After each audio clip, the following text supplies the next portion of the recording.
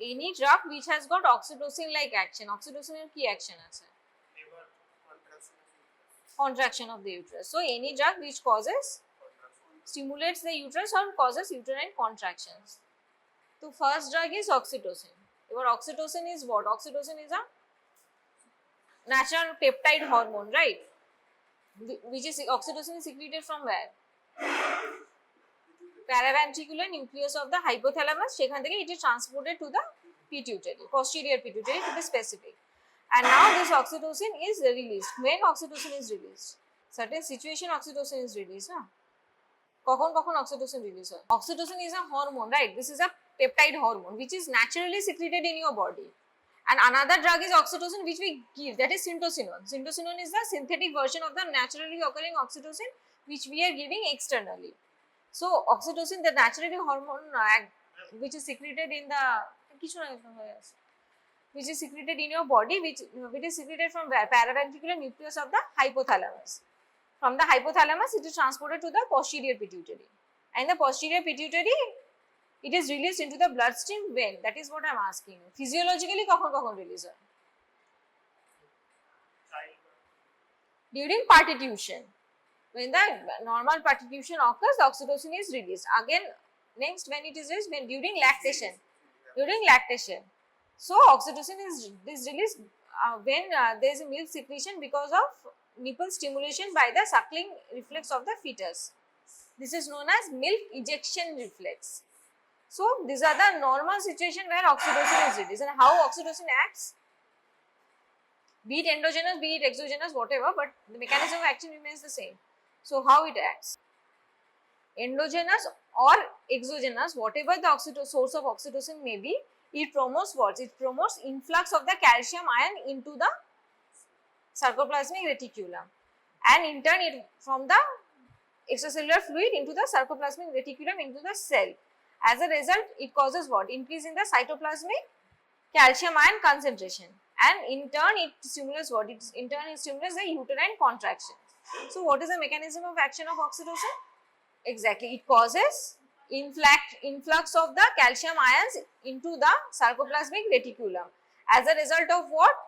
It leads to increase in the intracellular calcium ion concentration, and further it leads to uterine myometrial contraction.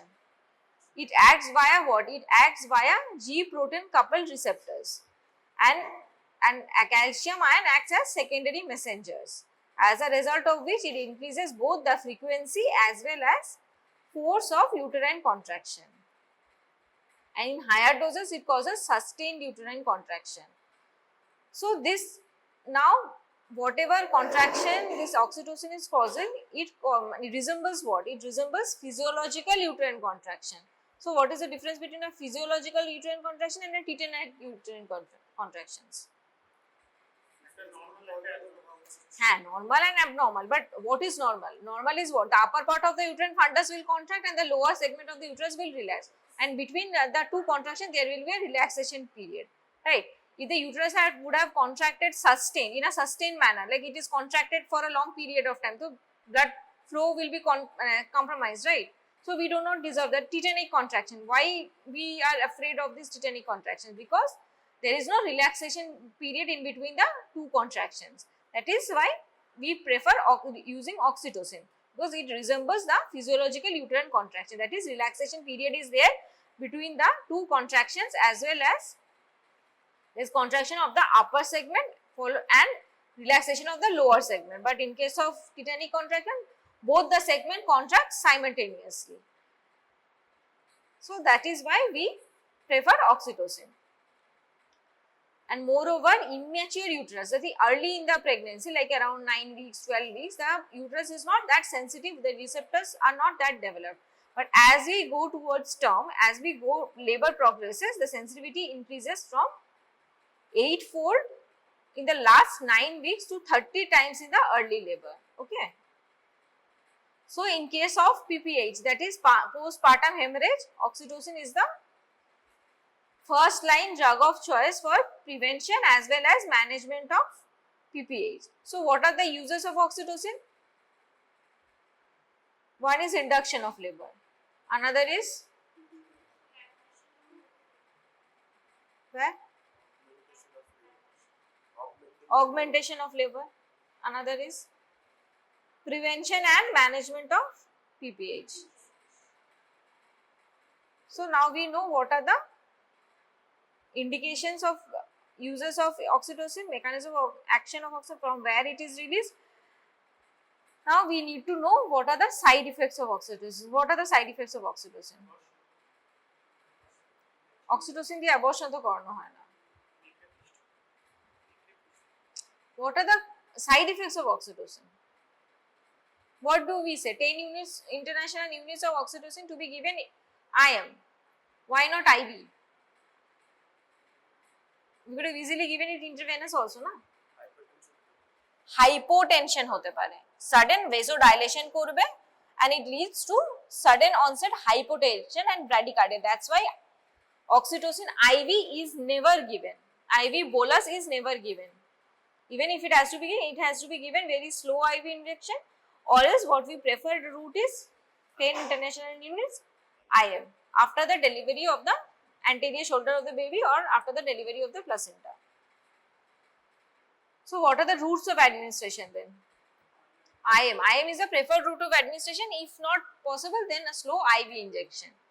So how will you give? What is the dosage of oxytocin in case of PPH? How will you give? For PPH. Now PPH has occurred. Once that placenta has delivered 10 units IM Synto, that is oxytocin given stat. And in case of prevention of PPH, this is the dosage. Once the PPH has already occurred, we say 20 to 40 international units in 500 ml RL at the rate of 10 to 20 drops per minute. This is the way we give oxytocin. And every time, every 30 minutes, we check for the uterine contractions, whether the contractions are adequate or not. If the contractions are inadequate, we increase the concentration of syntocinon international units into the bottle and then further wait for 30 minutes to check for whether that is contractions are becoming regular or not. That is how we increase the concentration. What is the definition for adequate uterine contraction? Contractions lasting for 40 to 45 seconds in past 10 minutes. This is a definition of adequate uterine contraction. So what are the side effects now? Hypotension, tachycardia, myocardial ischemia and arrhythmia. What are the side effects of oxytocin? Nausea, vomiting, headache, flushing, hypotension, tachycardia, AMI and arrhythmia.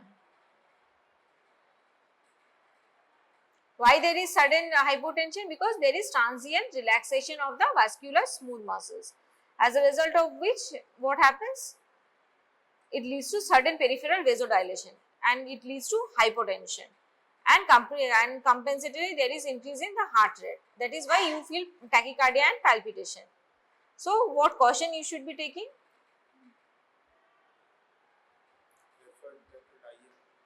IM, yes.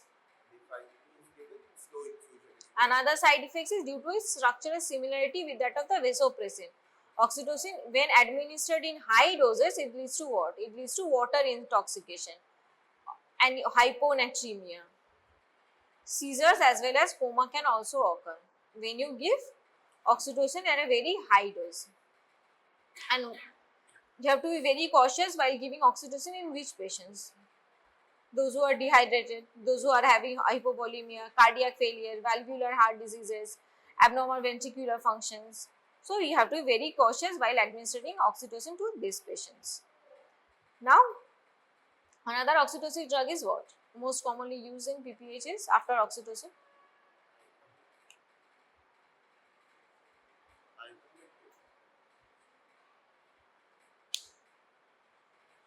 You have heard of the methyl argometrin.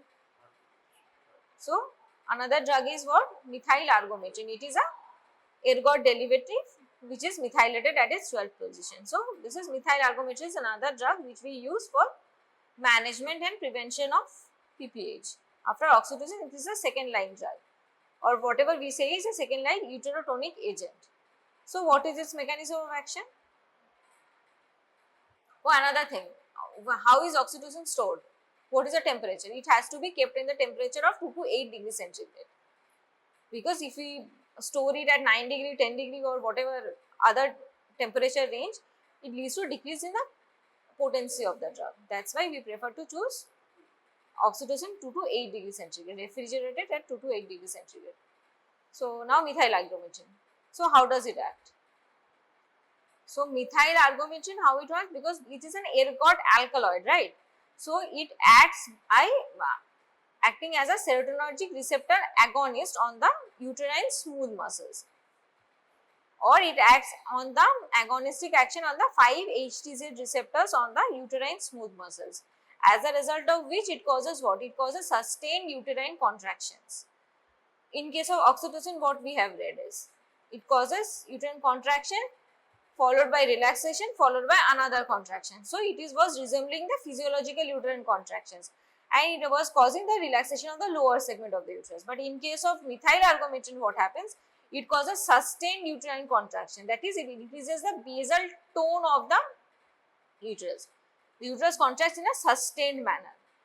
So there is a tetanic contraction like action. There is no relaxation in between. So we have to administer methyl argometrin in a very cautious manner, since it causes sustained uterine contractions. So what is the dose?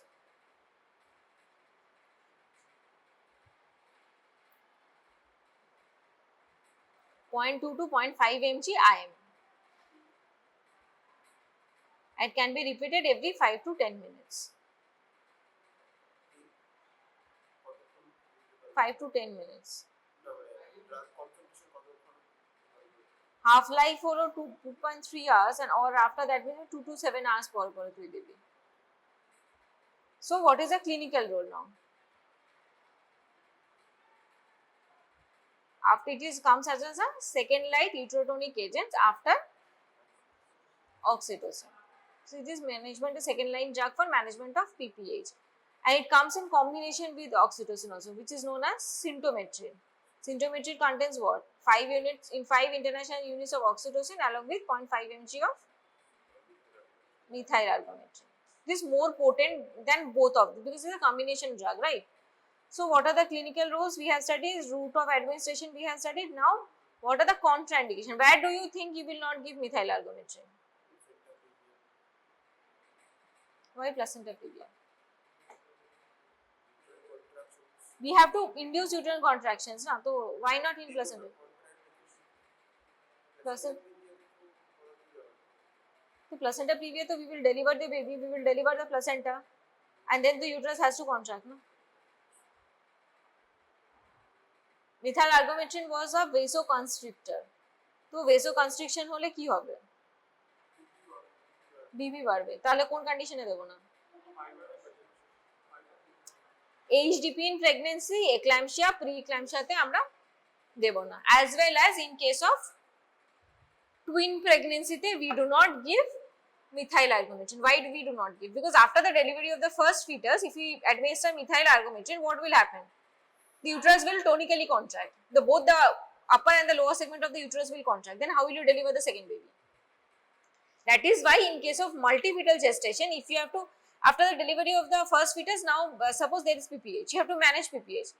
You put methyl argometrin. Both the upper and the lower uterine segments are contracted. Now what? Now you cannot deliver the second baby, na?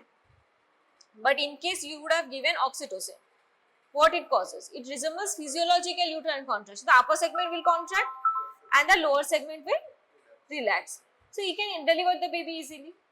So that is why methyl argometrin is contraindicated in case of twin pregnancy. It can be given in case of twin pregnancy also after the delivery of both the fetuses. So after the delivery of the first fetus, you cannot give methargine.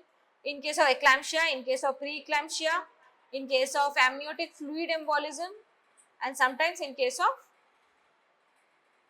Rh negative pregnancy, because it increases this is a relative contraindication because it increases the chances of fetal-maternal hemorrhage.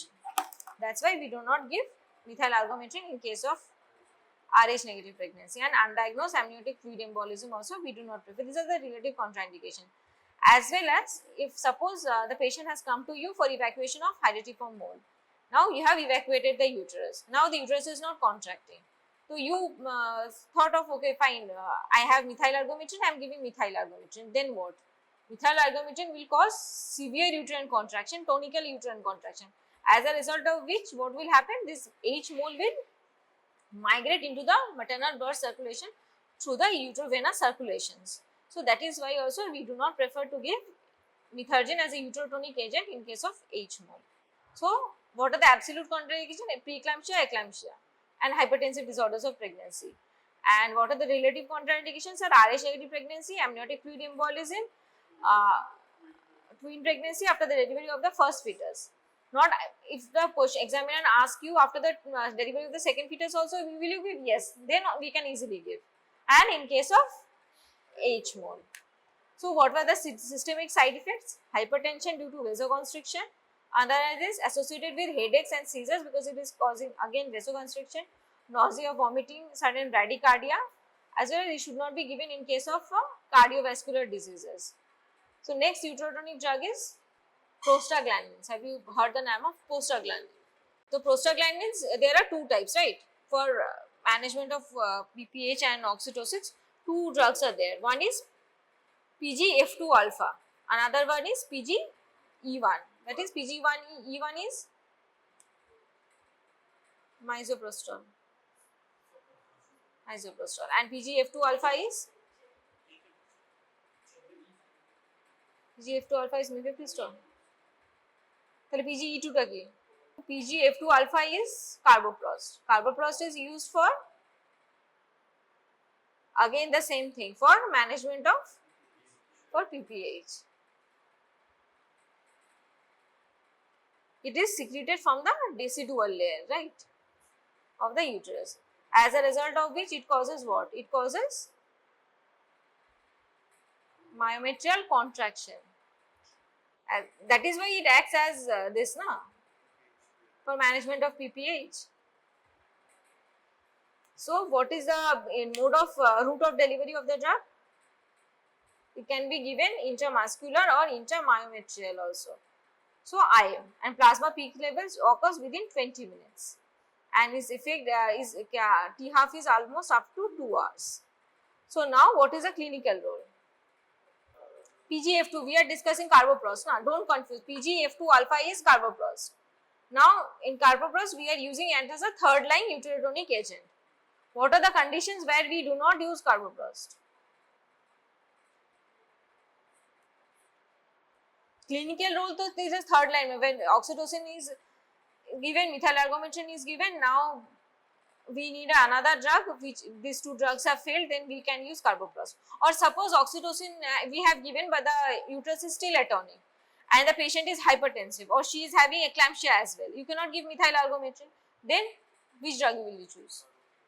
Exactly. Then you will choose carboprost. It is given intramuscular or intramyometrial. What is the dosage? 250 micrograms. It can be repeated every 15 minutes till maximum of 8 doses. So carboprost can be given 250 micrograms every 15 minutes till maximum of 8 grams. And repeat doses can be given. And what are the side effects? And nausea, vomiting, diarrhea, those are normal side effects. Flushing might be there, pyrexia might be there, myalgia might be there. So what are the situations where you do not use carboprost? Like we studied, methergine cannot be given under certain circumstances. So what are the circumstances where carboprost is contraindicated, where you won't give carboprost?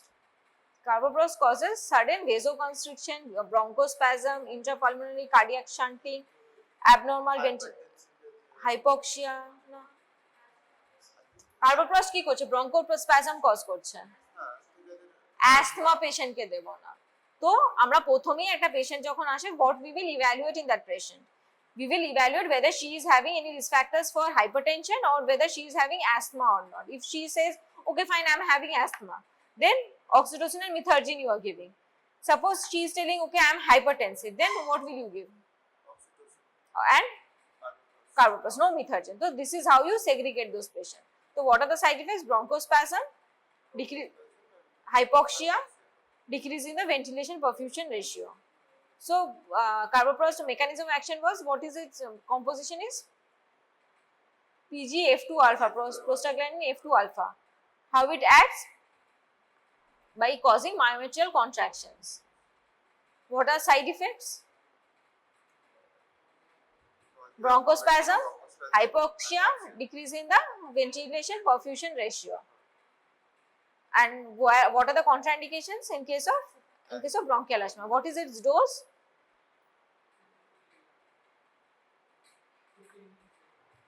250 micrograms to be given every 10 to 15 minutes, maximum up to 8 doses, right?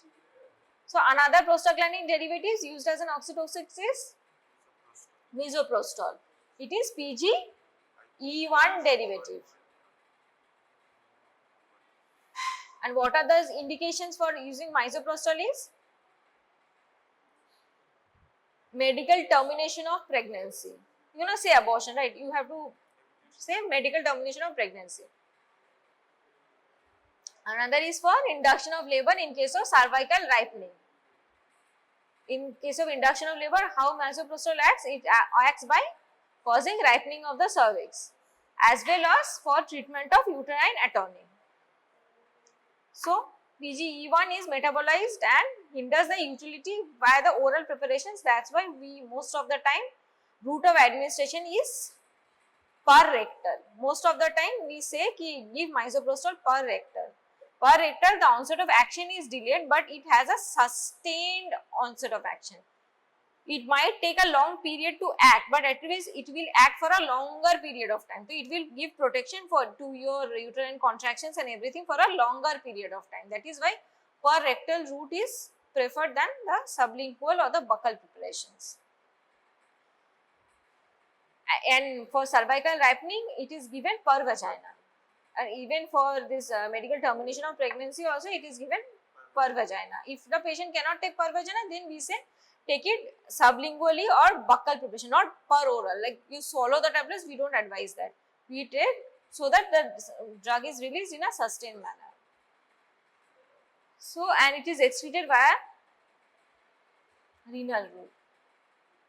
It has got renal clearance. So, it is a first line in situations where this oxytocin or this prostaglandins or methergine cannot be given or are contraindicated. Then you will use misoprostol. And excessive misoprostol uses within 4 to 6 hours, it causes what? It causes increase in temperature, that is pyrexia.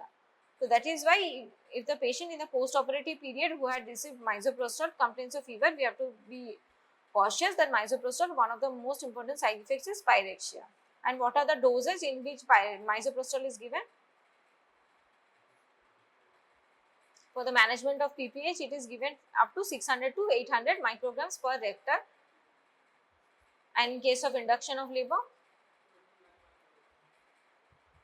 and in case of medical termination of pregnancy, 400 micrograms every 3 to 4 hourly. It has to be repeated till the product of conception is expelled. So, these are the drugs for oxytocin. So, can anybody summarize what were the drugs for oxytocin? So, whenever you are telling the examiner, how will you say oxytocin, ergot derivatives and prostaglandins? Oxytocin, oxytocin which is synthetically prepared, it is known as symptometrin or syntocinon. Whenever you are watching any consultant doing this PPH management or intake, whatever we say is 10 unit synto, because syntocinon is the synthetic preparation of oxytocin. It is a peptide molecule, and methyl argometrin is methergine. It is an alkaloid, ergot alkaloid derivatives, and prostaglandins. What are the two types of prostaglandins we use is PGF2 alpha. PGF2 alpha is carboprost and PGE1 is misoprostol. You know what are the contraindications, indications and everything. So, this much you need to know. What are the doses, how much interval you will give, what are the first line drug is oxytocin, second line drug methyl argometrin and carboprost, and different situation you have to choose. If the patient is hypertensive, carboprost. If the patient is having bronchial asthma, oxytocin plus methyl argometrin. And another preparation which contains both That is syntopatrin. Syntopatrin, it contains what? 5 international units of oxytocin along with 0.5 mc methyl albumin. Very good. So this much you need to know about your exams, about the oxytocin drugs.